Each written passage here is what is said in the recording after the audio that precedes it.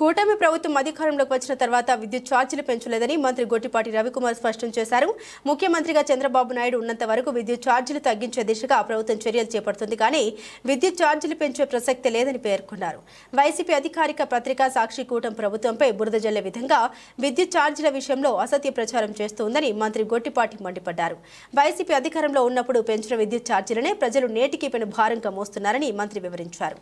కృష్ణా జిల్లా పెనమలూరు నియోజకవర్గంలోని ఉయ్యూరులోని టిడ్కో గృహ సముదాయంలో కొత్తగా ఏర్పాటు చేసిన 33/11 కేవీ సబ్స్టేషన్ను మచిలీపట్నం ఎంపీ బాలశౌరి, స్థానిక ఎమ్మెల్యే బోడి ప్రసాద్తో పాటు ఇంధన శాఖ మంత్రి గొట్టిపాటి రవికుమార్ ప్రారంభించారు. ఇవాళ మన కాన్స్టిట్యూన్సీలో రాజు గారు మన ఎమ్మెల్యే గారి కోరిక మీదకి ఇక్కడ రావడం జరిగింది. ముఖ్యంగా క్యాంప్ ఆఫీస్ ఓపెన్ చేయటం, అదేవిధంగా ప్రభుత్వం అధికారంలోకి వచ్చిన తర్వాత 4 సబ్స్టేషన్స్ ఓపెన్ చేసుకుంటున్నాం.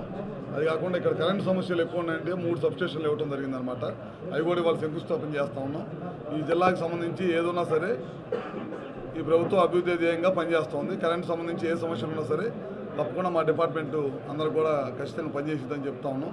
ముఖ్యంగా రాజుగారి ఈ మధ్యకాలంలో ఎమ్మెల్యే గారు ముఖ్యమంత్రిని కలిసి ఈ ప్రాంతంలో కూడా సోలార్ విండ్ కనుక ఇక్కడ కనుక వస్తే అభివృద్ధి చెందుతుంది, ఈ ప్రాంతంలో ఉద్యోగాలు వస్తాయని చెప్పడం జరిగిందనమాట. ముఖ్యమంత్రి గారు ఇమీడియట్గా నవయోగ వాళ్ళని ఇంకా 2-3 కంపెనీలను పిలిపించి సర్వే చేసి రమ్మన్నారు. అయిపోయింది. మొన్న క్యాబినెట్లో కూడా చర్చించడం కూడా జరిగిపోయింది. రాబోయే రోజుల్లో ఈ ప్రాంతంలో మడకసరి కాన్స్టిట్యున్సీలో చాలా పెద్ద ఎత్తున సోలార్ విండు ఎక్కడైతే అనుకూలమైన ప్రదేశం ఉందో అక్కడ అన్నింటిలో కూడా చేస్తాం.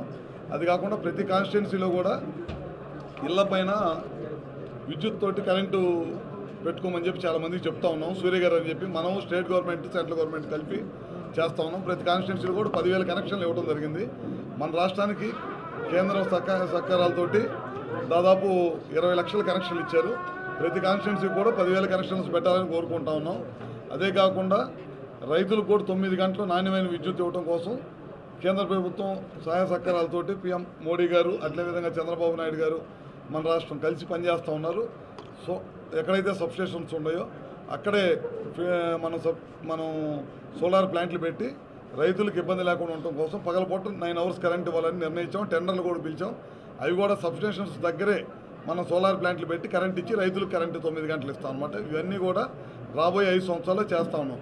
మీ అందరూ తెలియదు కాదు, గడిచిన 5 సంవత్సరాలు సోలార్ ప్లాంట్లు ఎవరైతే పెడతా ఉన్నారో వాళ్ళందరూ కూడా ఈ రాష్ట్రం నుంచి తరివేసిన సంగతి మనందరికీ తెలిసిందే. అందుకే మన రాష్ట్రం ఈ రెన్యూబుల్ ఎనర్జీలో వెనకబడిపోయింది. మళ్ళీ ఇప్పుడు ముఖ్యమంత్రి చంద్రబాబు నాయుడు గారు వచ్చిన తర్వాత దీని మీద ప్రత్యేకమైన దృష్టి పెట్టి రాయలసీమ ప్రాంతం ఈ దేశంలోనే అనుకూలమైన ప్రదేశం, తప్పకుండా ఈ ప్రాంతం అభివృద్ధి చేయాలనే ఉద్దేశంతో సోలార్ కానీ పిఎస్పీ కానీ విండ్ కానీ అన్నీ కూడా ఈ ప్రాంతానికి తీసుకురావడం జరుగుతుంది. రాబోయే రోజుల్లో ఈ ప్రాంతం మరింతగా అభివృద్ధి చెందింది. అదేవిధంగా సోదరుడు రాజు గారు ఏదైతే ఆయన కాన్స్టిట్యున్సీకి కావాలన్నారో చాలా వరకు చేస్తూ ఉన్నాం. రేపు రాబోయే రోజుల్లో కూడా ఈ కాన్స్టిట్యున్సీకి కానీ జిల్లాకు సంబంధించిన ఏదన్నా సరే మా డిపార్ట్మెంట్ నుంచి తప్పకుండా చేస్తామని చెప్పి కూడా తెలియజేసుకుంటూ సెలవు తీసుకుంటాం.